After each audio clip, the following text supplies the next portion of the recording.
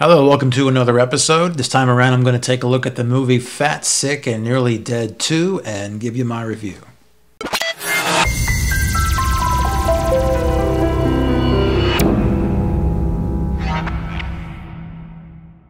Hey, thanks so much for coming back to the Vital Blend. My name is Anthony Vita, and I recently caught a movie called Fat, Sick, and Nearly Dead 2.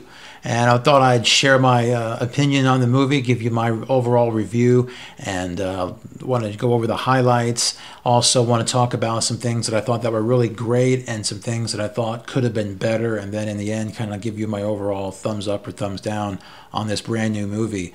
And first of all, you may remember the very first one that came out back in 2011, and if you don't remember it or if it's been a while, I'll give you just a quick refresher on it. Basically, in that first movie, we meet Joe Cross, who's from Australia, and he was over 300 pounds on medications, had an autoimmune disease, and he was told by his doctors that he was pretty much going to be facing an early death if he didn't do something about it. So Joe decided to start juicing, and he decided to go across the United States with a juicer and a camera crew, and he began juicing 60 days straight. He described it as like an 80-20 blend, 80% vegetables and 20% fruits. And over the course of, there was a number of months, he lost over 100 pounds. He's off of his meds, and he's in the best shape of his life. And so he also met along the way a guy named Phil. Phil was a truck driver. Now, Phil was morbidly obese. He was over 400 pounds. He had health issues as well, was taking a lot of meds, and was told by his doctors, too, that, he was just a walking time bomb. So he wound up calling Joe and telling him, look, I want to do what you're doing. I'm ready to do whatever it takes. So Joe got with Phil and got him on a juice path. And so the rest of the movie pretty much focused on Phil. Phil was a major part of the first movie. People were rallying around him, and we saw this guy go from over 400 pounds down into like the 220 range or so. He lost over 200 pounds. It was a miraculous transformation that we saw in that first film. So now we're at Fat, Sick, and Nearly Dead 2. So what's going on now? Well, this movie picks up with Joe Cross now a few years later. He's still doing well with his juicing and his overall diet. He's still in pretty good shape. And now instead of going across the U.S., he's going all over the world. He's seen more now as an authority figure. And he's basically spreading the word about fruits and vegetables and juicing and eating to improve your health, to reverse your diseases. And lose weight, whatever it is that you're looking to do. And one of the things that he does on this trip is he shares a lot of personal videos from a lot of his fans. They share their webcam videos, and people get on there and they talk about what is it that made them want to change their health. How has it been? What are the struggles that they faced? Whether it's struggles with their family not being on board, or maybe struggles that they face when they go traveling. How do they keep healthy foods in the house? So you get a lot of different perspectives on how people are kind of attacking this. And I think it's really good for people to see this kind of information because it's very, very real. It's not, let's not kid ourselves. Whenever you're changing your diet and you're changing the foods that you eat, it can often be very, very difficult. So this movie kind of explores a lot of that. Now, in this movie, we hear from Dr. Dean Ornish. He has some great stuff to say. Now, Dean Ornish helped former President Bill Clinton after his quadruple bypass surgery to help keep him heart attack free, and he's been doing a great job with it. And Dr. Dean Ornish talks a lot about the types of foods that we should be eating. And one of the more interesting things that he talked about was the support systems that we need in order to stay the course. If we decide that we want to get onto a healthy diet, it's very important that we have a support system. And so Dean Ornish talks about how, human beings largely like to be connected. We like to have people that are with us, that are there to help us.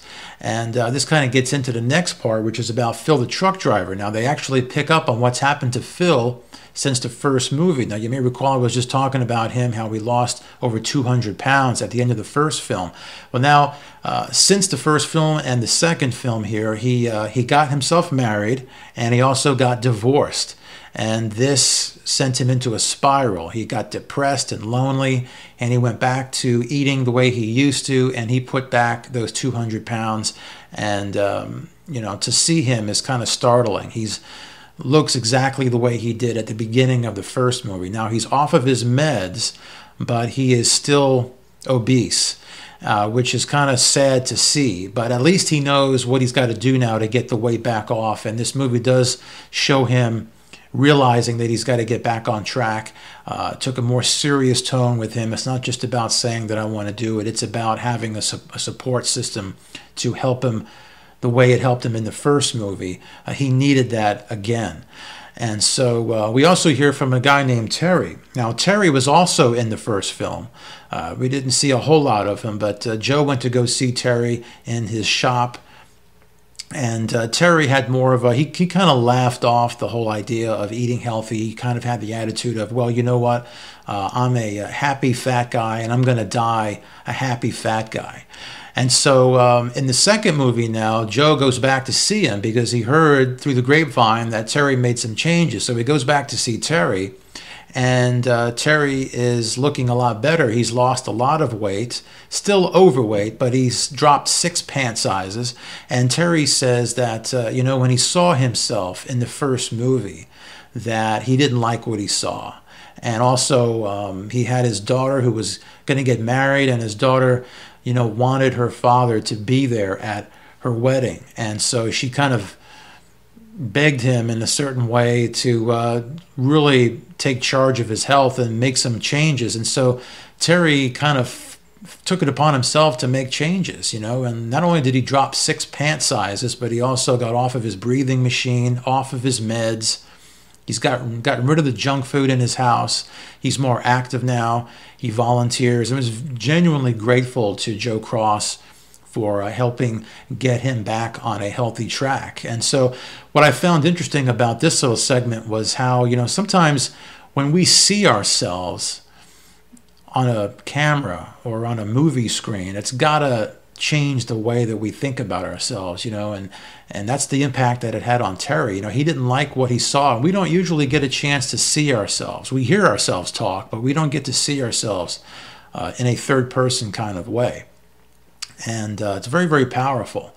And also having someone that loves you come right out and tell you, hey, I love you, Dad, or I love you, Mom, or brother, sister, or friend, I love you, I care about you, I want you around. Very, very powerful. It kind of pulls us out of our selfish state, because Terry was definitely in a selfish kind of a mode, saying, I'm going to die a happy fat guy. But he didn't realize necessarily that there were people around him who loved him and genuinely wanted him to be there for them. And so just a couple of different perspectives there that I thought were pretty interesting. And so now I want to get into specifically the things that I thought that were really great about the film, and then I'm going to talk about some things that I thought could have been better.